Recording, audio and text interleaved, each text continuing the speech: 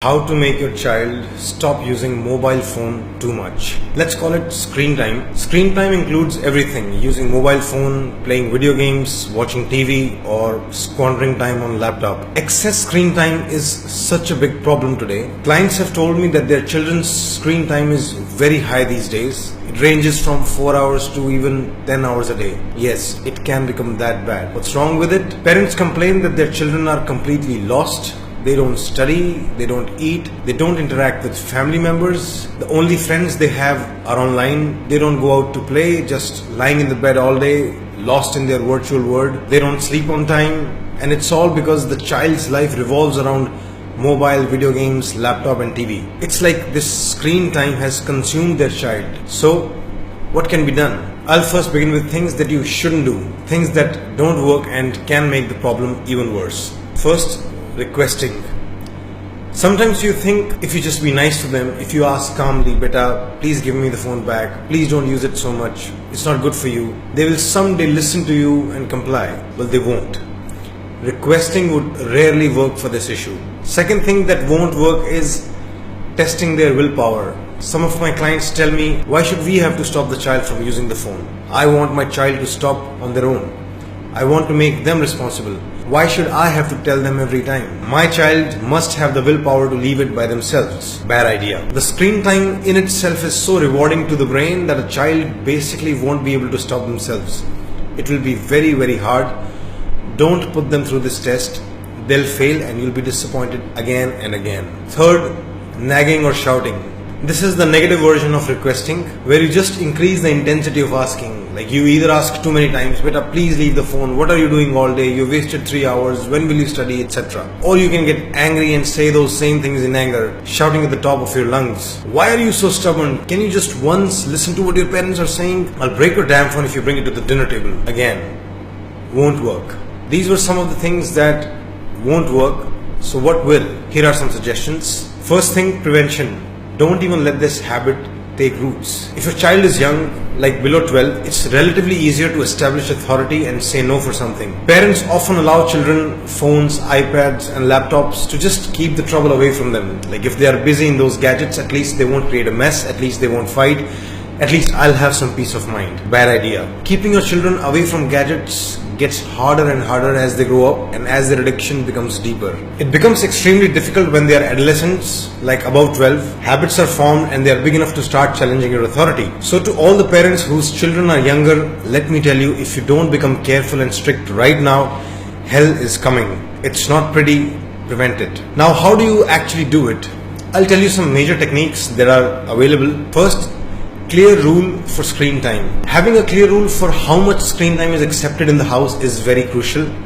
For younger children, 1 to 2 hours is enough. As the children get older, 2 to 3 hours is enough. That's just a general idea. It will depend on what the child is actually doing in that time. If they are watching good documentaries on Netflix, maybe even 3 hours is okay, but if they are playing video games, even 2 hours is too much. So, taking into account what your child is actually doing, come up with a number, a very specific number of hours which are allowed, and that number must be communicated to the child very clearly and strongly.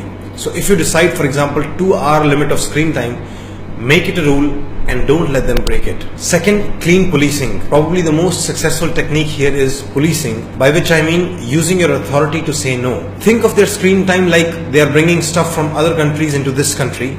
You are the customs officer. For each product, there is a limit to how much you can bring to this country, and if you cross the limit, customs officer will seize your stuff. No negotiation, no fights, clean, well-established authority and execution of rules. So each parent needs to learn to be a good police, which involves making sure that your well thought out and rational decisions are executed without abuse or violence and with least possible harm. This can be learnt. And when it comes to screen time, this clean policing must be used instead of requesting, nagging or shouting in anger. Third, rational, consistent communication. So you made a rule and you are executing it, but the child doesn't know why. So it's your job to communicate everything rationally and consistently. This is another skill that must be learned. You must learn how to make them understand the reasons behind your decisions. So what are the reasons behind cutting down their screen time? There could be many, like preventing addiction, healthy eyes, avoiding sedentary lifestyle, engaging with real people and real things, etc. And those reasons must be communicated in every manner possible, calmly, strongly, in short, in detail. Even if they disagree with them, you need to keep telling them. Consistency matters. I'll mention one thing: as you introduce clear rules, policing, and even rational communication, you'll get a lot of resistance, a lot of talk back, a lot of tantrums. You must keep going forward and learn how to deal with all the rebellion. You cannot accept defeat. When they resist, it's your turn to learn something. It's your time to solve that problem, not throw in the towel. Fourth, replace screen time with better or real activities. You take something away from them, you must give them something back. Some options at least. Buy them toys, comics, books, good board games which are social or educational in nature. Put them in music or dance classes. Take them out, exercise with them. Put them in a sports academy. Have a lot of fun with them. Talk to them at least for an hour every day. Find ways that they can hang out with their friends. Make sure they sleep full hours, etc. And making sure that they stick to these new, better activities will also take a lot of rational communication, but ultimately they will catch on if they find them rewarding, which they will. It's a matter of time. Again, this period of transition will be tough, but that's the way to go. To summarize, you take their gadgets away, but you make sure to give them something back. And when you take their gadgets away, you do three major things. Have a clear rule of limited screen time. Execute that rule with full authority with least possible harm, and support all of the above with consistent rational communication. Finally, do it as early as possible in their childhood. If you don't do it, you'll probably need a counselor's help later in life to make that happen. So prevent future hell by acting today. You've been warned. That's it. If you think your son or daughter needs counseling or life coaching, you should book an appointment either with me or a counselor in my team.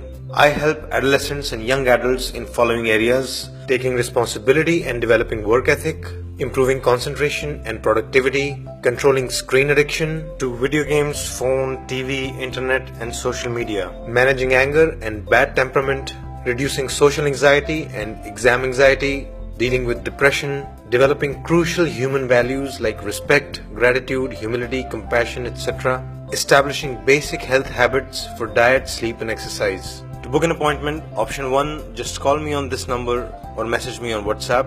Option 2, you can directly go to our website page sridharlifeschool.com/counsel and fill the application form there. To invite me to your school or organization for counseling seminars or to set up a long-term counseling contract, email me at sridharlifeschool@gmail.com or WhatsApp on this number. An important request before you go: if you like the ideas shared in the video or you found some benefit in using them, I request you to help me in growing further. I'm trying to build a team of researchers and video makers so we can deepen our knowledge and make more such videos. You can support me by making a donation to Sridhar Life School.